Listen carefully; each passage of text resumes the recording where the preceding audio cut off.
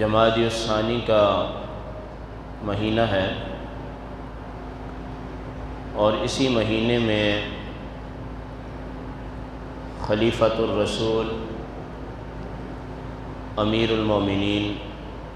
سیدنا صدیق اکبر رضی اللہ تعالی عنہ کا یوم وصال بھی ہے۔ آج کے دور کی ضرورت بھی ہے اور تقاضا بھی ہے کہ صحابہ کرام کے ذکر کو عام کیا جائے۔ سب سے پہلی بات یہ ہمارے ذہن نشین رہنی چاہیے کہ اللہ پاک نے 40 سال سرکار دو عالم صلی اللہ علیہ وسلم کی عمر شریف ہونے کے بعد اعلان نبوت کا جب حکم کرنے کا اللہ نے حکم فرمایا تو نبی کریم علیہ السلام پر غار حرا میں، جو کہ جبل نور کی چوٹی پر ہے، قرآن کریم کے نزول کا آغاز فرمایا سورۃ العلق سے، اقرأ بسم ربک الذی خلق خلق الانسان من علق اقرأ وربک الاکرم الذی علم بالقلم۔ جب یہ آیات طیبات نازل ہوئیں تو سرکار دو عالم صلی اللہ علیہ وسلم نے اس کے بعد جن لوگوں کو جا کر یہ قرآن کریم سنایا اور پھر توحید کی دعوت دی، تو جن لوگوں نے اس قرآن کو سنا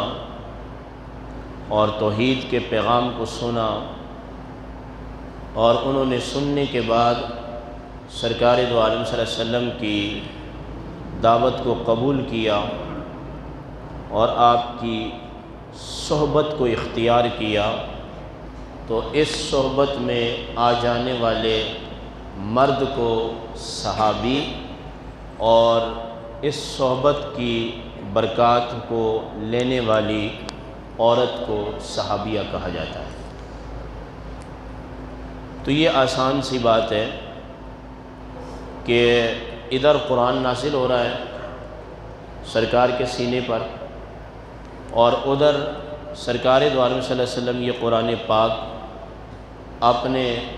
اصحاب اور صحابیات کو سنا رہے ہیں۔ تو براہ راست قرآن ان کی موجودگی میں اترا، یعنی صحابہ کرام بیٹھے ہوتے تھے، صحابیات ہوتی تھیں اور جبریل امین جو ہے وہ آسمان سے قرآن لے کر آتے۔ تو صحابہ بیان کرتے ہیں کہ سخت سردی کے ایام ہوتے، سردی کا موسم ہوتا، جاڑ کی راتیں ہوتی یا اس کے دن ہوتے، تو قرآن جب نبی کریم علیہ السلام پر اتر رہا ہوتا تھا، آپ کے پیشانی مبارک پر پسینہ جو ہے سخت سردی میں بھی جمع ہو جایا کرتا تھا، اور یہ قرآن کی نورانیت اور اس کے اجلال کا جو ہے یہ ظہور ہوتا تھا، اور پسینے کی صورت میں جو کیفیت آپ علیہ السلام پر طاری ہوتی تھی وہ پیشانی پر دکھائی دی جاتی تھی،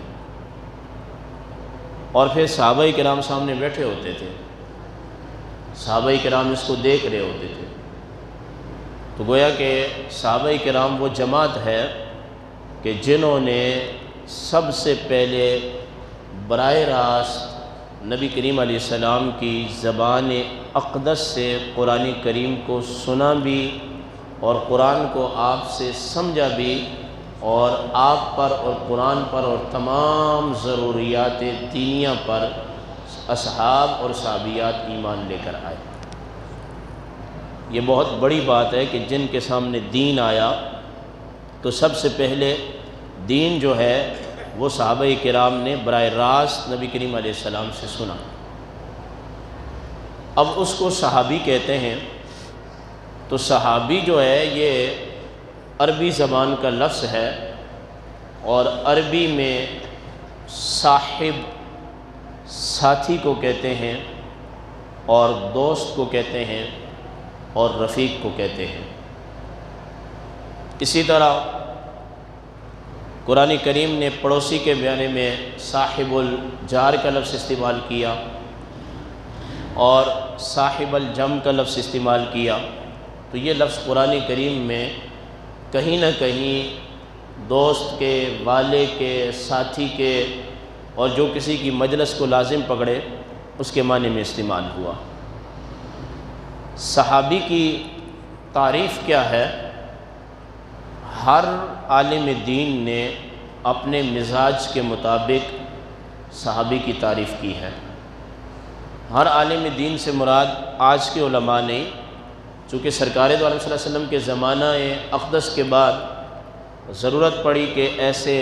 اصول اور قوانین تخلیق کیے جائیں کہ جن کی وجہ سے قرآن اور حدیث کا جو علم ہے وہ صحیح اور اصل جو ہے آنے والی نسلوں تک پہنچ سکے۔ تو اسی زمانے سے کچھ تعریفات اور اصطلاحات کا جو سلسلہ ہے وہ شروع ہوا۔ علامہ ابن حجر عسقلانی شافعی رحمۃ اللہ تعالی علیہ فرماتے ہیں کہ ما وقفت علی من ذالک اصح ما وقفت علی من ذالک، کہ صحیح ترین جو صحابی کی تعریف ہے اس پر میں واقف ہوا ہوں۔ تو پہلے انہوں نے یہ بات کہی کہ صحابی کی تعریف بہت سارے لوگوں نے کی ہے، مگر اصح ما وقفت علی من ذالک، صحیح ترین تعریف جو ہے اس پر مجھے اطلاع ہوئی ہے اور اس پر مجھے آگاہی ہوئی ہے اور علم ملا ہے کہ صحابی کی صحیح ترین تعریف کیا ہے۔ تو وہ صحابی کی تعریف کرتے ہوئے فرماتے ہیں ان الصحابی، کہ یقیناً صحابی من لقی النبی صلی اللہ علیہ وسلم مومنا بہ، کہ صحابی وہ ہے کہ جس نے حضور سے ملاقات کی ہو ایمان کی حالت میں۔ تو پہلا لفظ آیا کہ من لقی النبی، من مانے وہ، لقیہ جس نے ملاقات کی، النبی نبی کریم علیہ السلام کے ساتھ، لیکن ملاقات کرتے وقت اس کی حالت کیا تھی؟ مومنا بہ، کہ وہ نبی کریم علیہ السلام کی ذات اقدس پر ایمان رکھنے والا تھا۔ تو پہلی بات جو ثابت ہوتی ہے وہ یہ ثابت ہوتی ہے کہ صحابی وہ ہے کہ جس کی ملاقات نبی کریم علیہ السلام کی ذات اقدس سے ثابت ہو۔ یہ آپ ذہن میں بٹھائیں کہ صحابی اس کو کہتے ہیں کہ جس کی ملاقات نبی کریم علیہ السلام کی ذات اقدس سے ثابت ہو۔ پھر خالی ملاقات نہ ہو، ملاقات تو بہت سارے لوگوں نے کی، ابو جہل نے بھی کی، عتبہ نے بھی کی، شیبہ نے بھی کی، کفار نے بھی کی، یہود و نصارہ نے بھی کی، سب نے کی، مگر ملاقات کیسی؟ مومنا بہ، کہ بس سرکار دو عالم صلی اللہ علیہ وسلم سے ملاقات کی ہو اور آپ پر ایمان بھی لایا ہو۔ اب جو ابن حجر عسقلانی کہتے ہیں کہ یہ صحیح ترین تعریف ہے، اس میں وہ صحابی بھی شامل ہو گئے کہ جن کو اللہ نے آنکھیں نہیں دی تھیں مگر ملاقات ہے۔ تو اگر ہم یہ تعریف کرتے ہیں کہ صحابی اس کو کہتے ہیں کہ جس نے سر کی آنکھوں سے حضور سے کا دیدار کیا ہو اور ایمان لایا ہو، اگرچہ اس میں نابینا بھی شامل ہے، مگر ملاقات کی ہو، ایمان لایا ہو، اس میں آنکھ والا بھی شامل ہو گیا، اور جو نابینا اشخاص نبی کریم علیہ السلام کی بارگاہ میں آئے، ملاقات کی، آپ پر ایمان لائے، وہ بھی اس میں شامل ہو گئے۔ تو آگے فرمایا وَمَن مَاتَ عَلَى الْإِسْلَامِ، صحابی اس کو کہتے ہیں کہ جس نے ایمان کی حالت میں نبی کریم علیہ السلام سے ملاقات کی ہو، وَمَن مَاتَ عَلَى الْإِسْلَامِ، اور اس کی موت بھی اسلام پر واقع ہوئی ہو۔ تو دو چیزیں آ گئیں، ایک تو نبی سے ملاقات ایمان کی حالت میں، اور دوسرا اس کی وفات اسلام کی حالت میں۔ آپ پڑھتے ہیں، وہ کیا پڑھتے ہیں نماز جنازہ کی دعا میں بھی کہ اے اللہ ہمیں اسلام پر زندگی عطا فرما اور ایمان کی حالت میں ہمیں موت دے۔ تو بندہ اسلام لائے اور اسلام لانے کے بعد زندگی گزارے اور اس کے بعد اس کی ایمان پر موت واقع ہو تو ہم یہ کہیں گے کہ یہ مسلمان آدمی ہے۔ ایمان لایا، زندگی گزاری اور کلمے پر ہی اس کا خاتمہ ہوا تو اس کو ہم مسلمان کہیں گے، اور اس کی تدفین ہم مسلمانوں کے قبرستان میں کریں گے، اور اس کا ہم نماز جنازہ جو ہے وہ اپنی مساجد میں پڑھیں گے۔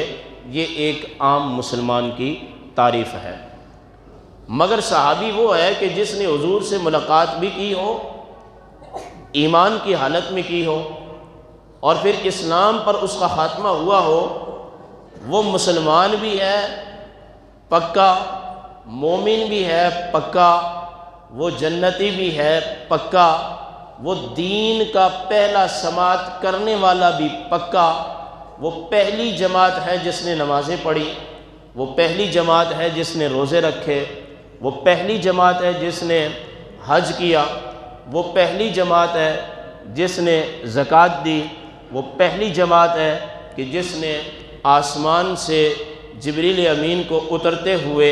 سرکار کی صحبت میں دیکھا بھی، اور قرآن اتر رہا ہے، وہ حضور کی کیفیت کو دیکھ بھی رہے ہیں، اور حضور براہ راست سب سے پہلے بغیر کسی واسطے کے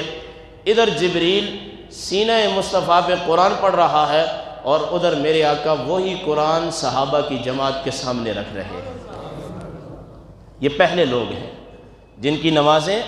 حضور کی اقتداء میں، جن کا جہاد حضور کی معیت میں، جن کا حج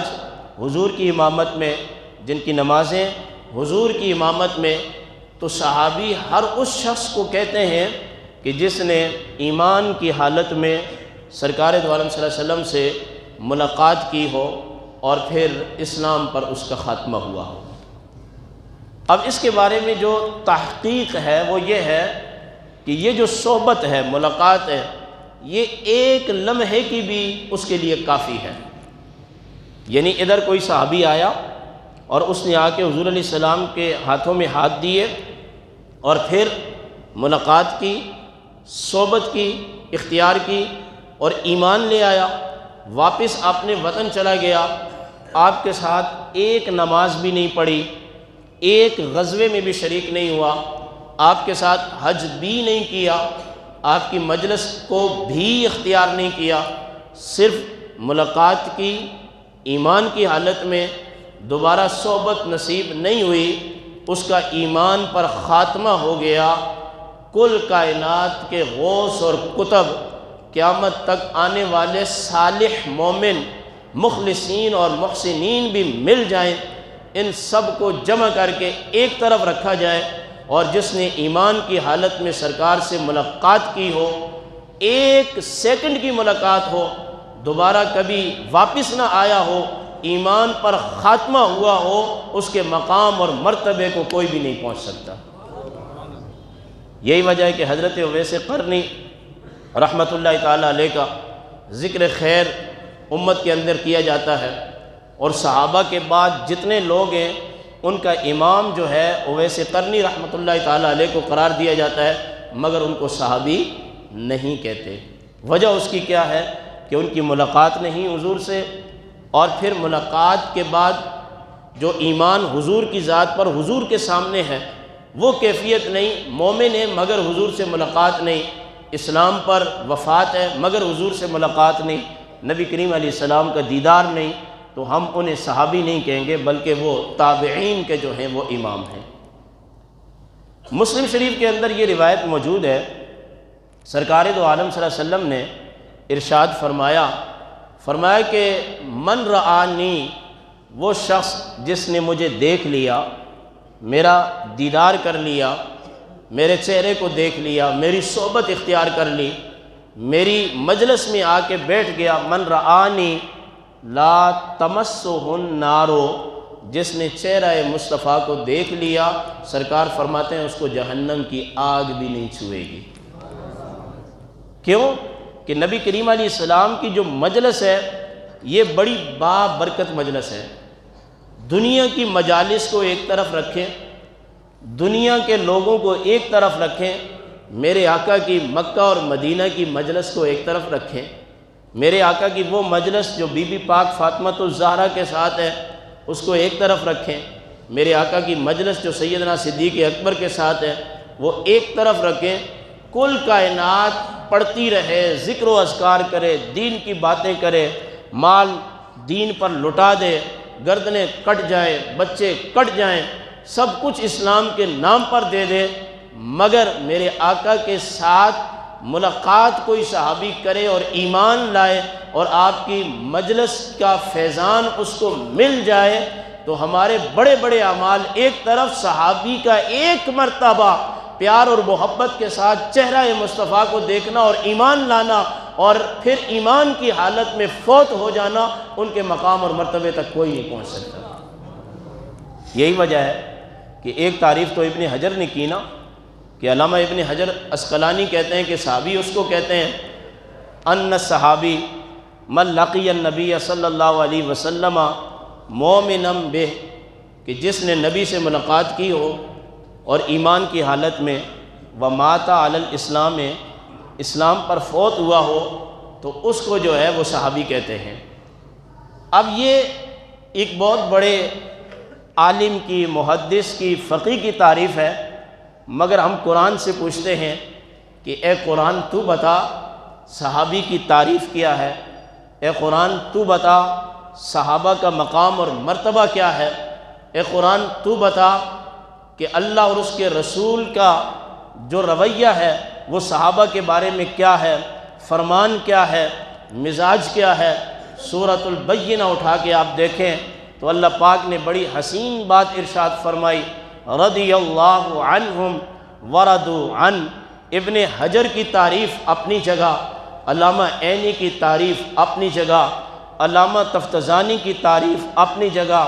علامہ سید میر شریف کی تعریف اپنی جگہ، امام ابو حنیفہ کی تعریف اپنی جگہ، سعید بن مسیب کی تعریف اپنی جگہ، عبداللہ ابن مبارک کی تعریف اپنی جگہ، امام شافعی علیہ رحمت کی تعریف اپنی جگہ، امام مالک کی ہوئی تعریف اپنی جگہ، امام احمد بن حنبل کی ہوئی تعریف اپنی جگہ، شیخ عبد القادر جیلانی کی ہوئی تعریف اپنی جگہ، حضرت خواجہ معین الدین چشتی اجمیری کی تعریف اپنی جگہ، خواجہ سرورد کی تعریف اپنی جگہ، نقشبند کی اپنی جگہ، دیوبندی کی تعریف اپنی جگہ، بریلوی کی اپنی جگہ۔ شیعہ جو کرے وہ اپنی باتوں کا خود ذمہ دار ہے، ہر ایک نے اپنا حصہ ڈالا، مگر ہم قرآن سے پوچھتے ہیں اے قرآن تو بتا کہ جو لوگ میرے آقا کی مجلس میں آئے، ایمان لے کر آئے، ایمان کی حالت میں ان کا وصال ہوا ہو، کوئی کیا کہتا ہے، کوئی کیا کہتا ہے، کوئی کہتا ہے صحابی وہ ہوتا ہے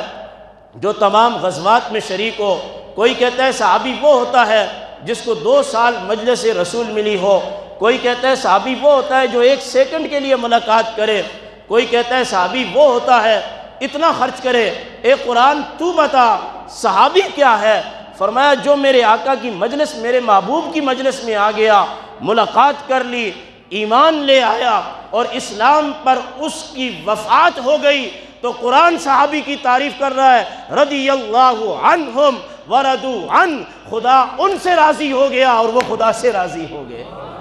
یہ قرآن کی تعریف ہے، رضی اللہ عنہم ورضوا عنہ، خدا ان سے راضی ہو گیا اور وہ خدا سے راضی ہو گیا۔ جس نے کہا صحابی وہ ہوتا ہے جو بالغ ہونے کے بعد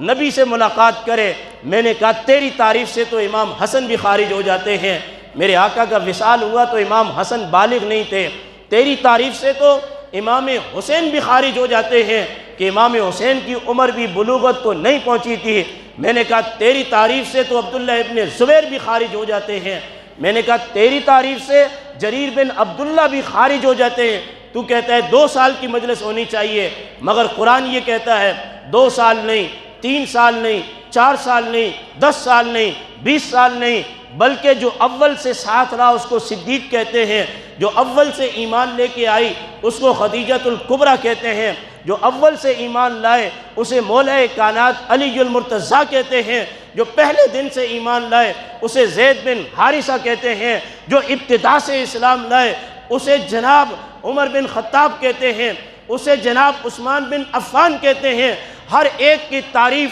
اپنی جگہ، ہر ایک نے اپنا حصہ ڈالا، مگر جب ہم سورہ عادیات پڑھتے ہیں تو قرآن صحابہ کی تعریف اس انداز سے کرتا ہے وَالْعَادِيَاتِ ضَبْحًا فَالْمُورِيَاتِ قَدْحًا فَالْمُغِيرَاتِ صُبْحًا فَأَثَرْنَ بِهِ نَقْعًا فَوَسَطْنَ بِهِ جَمْعًا۔ مولا تو بتا صدیق کی تعریف کیا ہے؟ فرمایا صدیق کا گھوڑا ہو، نبی کی مہیت میں ہو، صدیق اپنے گھوڑے کی پشت پر سوار ہو جائے، امیر معاویہ اپنے گھوڑے کی پشت پہ سوار ہو جائے، سب سے آخری صحابی اپنے گھوڑے کی پشت پہ سوار ہو جائے اور گھوڑے کو کافروں کی صفوں کی طرف چلائے، صحابی تو بڑی بات، اس کا گھوڑا تو بڑی بات، اور گھوڑے کا ساز و سامان تو بڑی بات۔ قرآن یہ بات کہتا ہے وَالْعَادِيَاتِ ضَبْحًا، جب صحابی کا گھوڑا جہاد کے لیے دوڑتا ہے، ضبحا اس کے سینے سے ہانپنے کی آواز آتی ہے، قرآن تو اس کی بھی قسمیں اٹھا رہا ہے۔ فرمایا فَالْمُورِيَاتِ قَدْحًا، صحابی بڑی بات، صحابی کا گھوڑا بڑی بات، صحابی کی سواری بڑی بات، صحابی کا جہاد بڑی بات۔ فَالْمُورِيَاتِ قَدْحًا، فرمایا گھوڑے کی ٹاپ جب زمین سے ٹکراتی ہے، کوئی پتھر گھوڑے کے سم کے نیچے آ جائے اور اس سے جو آگ پیدا ہوتی ہے، خدا قرآن میں اس کی بھی قسمیں اٹھا رہا ہے۔ فَالْمُورِيَاتِ قَدْحًا فَالْمُغِيرَاتِ صُبْحًا، صحابی تو بڑی بات، اس کی سواری تو بڑی بات۔ فرمایا جب صحابہ میرے محبوب کے ساتھ ہوتے ہیں یا میرے محبوب کے حکم کے مطابق کسی جہاد کے لیے جاتے ہیں اور صبح صبح جا کے کفار کے ملک پر حملہ کرتے ہیں، وہ گھوڑوں کے دوڑنے کی چال، وہ گھوڑوں کے ہنانے کی آواز، وہ تلواروں کی ٹکرانے کی آواز، قرآن کریم کہتا ہے فَالْمُغِيرَاتِ صُبْحًا، جب محبوب کے صحابہ کے جہاد کے گھوڑے صبح صبح کافروں پر حملہ کرتے ہیں تو قرآن ان کی بھی قسمیں اٹھا رہا ہے۔ فَأَثَرْنَ بِهِ نَقْعًا، کہ جب وہ چلتے ہیں، گھس جاتے ہیں دشمن کی صفوں کے اندر تو قرآن کریم اس کی بھی قسمیں اٹھا رہا ہے۔